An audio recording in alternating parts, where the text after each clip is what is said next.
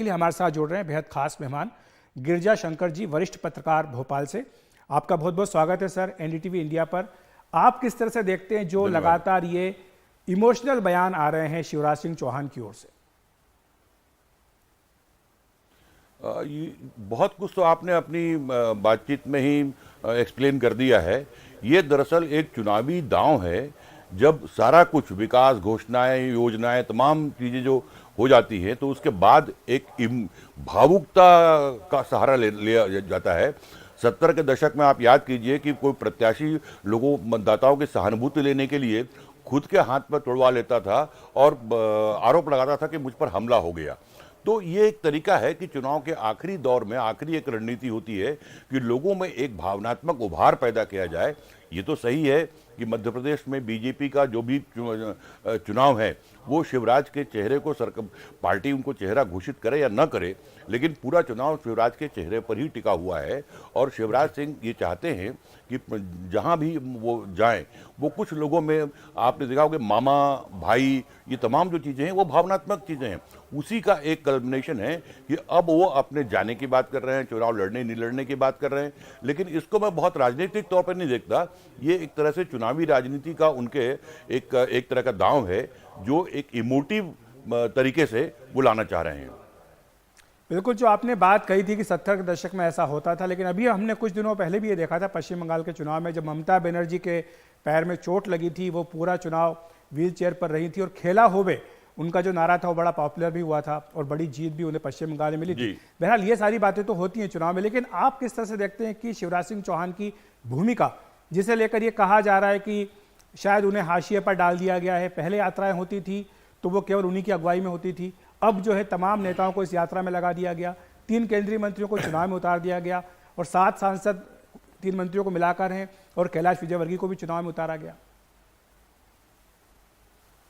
मुझे ऐसा नहीं लगता, ये परसेप्शन हो सकता है, लेकिन आप ये देखिए कि यदि 2020 को याद करें, चौथी बार उनके चुनाव हार जाने के बाद चौथी बार उनको मौका दिया गया, तब भी तमाम जो नेता हैं बड़े, वो दावेदार थे मुख्यमंत्री पद के, उनके दावों को नकार के उनको मुख्यमंत्री बनाया गया। हालिया बात करें तो चुनाव के कुछ महीने पहले, लगभग 1-1.25 महीने पहले, उनको कैबिनेट एक्सपांशन की अनुमति हाईकमांड ने दी और उस कैबिनेट एक्सपांशन में उन नामों को के लिए छूट दी गई जो वो चाहते थे और अपने मनपसंद के लोगों को उन्होंने कैबिनेट में लिया। जो अलग अलग योजनाएं जो घोषणा कर रहे हैं वो आप देखेंगे कि वो योजनाएं बीजेपी शासित अन्य राज्यों के मुख्यमंत्रियों को असहज करने वाली घोषणाएं हैं। 450 रुपये में गैस सिलेंडर देना या जो बहनों को हर महीने राशि देना, ये दूसरे राज्य तो ऐसे में यदि हाईकमान उनको नहीं रोकता, उनकी यात्राएं बदस्तूर जारी हैं। जो ये तय किया था पार्टी ने कि अलग अलग नेता अपने अपने इलाकों में यात्रा निकालेंगे, जन आशीर्वाद यात्रा, लेकिन उन सारी यात्राओं में शिवराज सिंह शामिल हुए, उनके बिना कोई यात्रा नहीं निकली। तो मुझे नहीं लगता कि हाशिया में करने जैसी कोई चीज तथ्यात्मक रूप से अभी हमारे सामने है। एक दूसरा सवाल ये उठ रहा है कि यह आकलन आया कई जगह से कि इतना लंबा समय उन्हें हो गया है मुख्यमंत्री के तौर पर और लोग जो है उनका चेहरा देख देख करके ऊब गए हैं, और एक एंटी इनकम्बेंसी की बात भी कही जा रही है कि बीजेपी में उनके चेहरे को लेकर एंटी इनकम्बेंसी है। शायद यही कारण है कि बीजेपी उनका चेहरा प्रमुखता से आगे नहीं रख रही है, कह रही है कि हम कमल के निशान पर चुनाव लड़ेंगे। ऐसा मानने का कोई वैज्ञानिक आधार नहीं है। आप देखेंगे कि पिछले दिनों जितने भी सर्वे आए हैं और वो जो सर्वे कांग्रेस की सरकार स्पष्ट रूप से बनाते हुए दिखा रहे हैं, उन सर्वे में भी बीजेपी को 100+ सीटें मिल रही हैं। यदि आज के दौर में यदि जो सर्वे कांग्रेस की सरकार बना रहे हैं, यदि वो भी बीजेपी को 100+ सीट दे रहे हैं, तो मुझे लगता नहीं कि वो एंटी इनकम्बेंसी जैसी कोई चीज जो है एग्जिस्ट करती है। लेकिन बीजेपी ये खुलकर क्यों नहीं कह रही है कि चुनाव में अगर हम जीतते हैं तो मुख्यमंत्री फिर से शिवराज सिंह चौहान ही बनेंगे?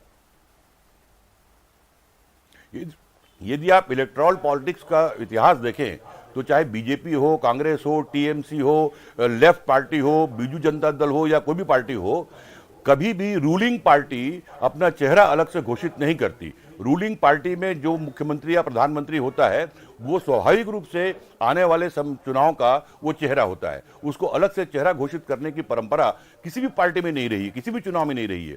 और जहां तक जब स्पेसिफिक सवाल ये अमित शाह जी से उनसे जब भोपाल के प्रेस कॉन्फ्रेंस में पूछा गया तो उन्होंने बहुत साफ कहा कि शिवराज जी मुख्यमंत्री हैं और मेरे बगल में बैठे हैं।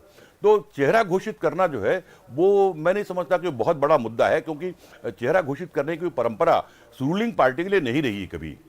जी, एक आखिरी प्रश्न जाते जाते गिरिजा शंकर जी, जो बात कही जा रही है कि 3 मंत्रियों को इसलिए उतारा गया ताकि ये जनता को संदेश दिया जा सके कि हमारे पास चेहरों की कमी नहीं है और अगर हम चुनाव में जीतते हैं तो जीतने के बाद इनमें से भी कोई मुख्यमंत्री बन सकता है।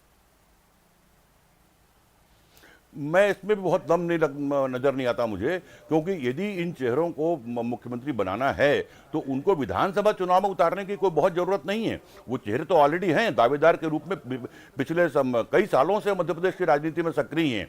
और आप देखिए विडंबना कि जिस नरेंद्र सिंह तोमर को पूरे प्रदेश में चुनाव अभियान समिति का अध्यक्ष बनाया गया कुछ महीने 2 महीने पहले, यदि उनको विधानसभा चुनाव एक विधानसभा चुनाव से लड़ाया जाता है तो मैं नहीं समझता कि इस मुख्यमंत्री के रूप में चेहरा देने की कवायद है। ये कवायद ये है कि जो नेता मध्य प्रदेश की राजनीति में दिल्ली में रहकर मध्य प्रदेश की राजनीति में सक्रिय रहे हैं उन सभी नेताओं को इस मैदान में उतार दिया गया है। वीरेंद्र कुमार खटीक भी केंद्रीय मंत्री हैं, लेकिन जो मध्य प्रदेश की राजनीति में कभी सक्रिय नहीं रहे, इसलिए उनको विधानसभा चुनाव में नहीं उतारा गया। जी, बहुत बहुत शुक्रिया आपका गिरिजा शंकर जी इस तमाम जानकारी के लिए।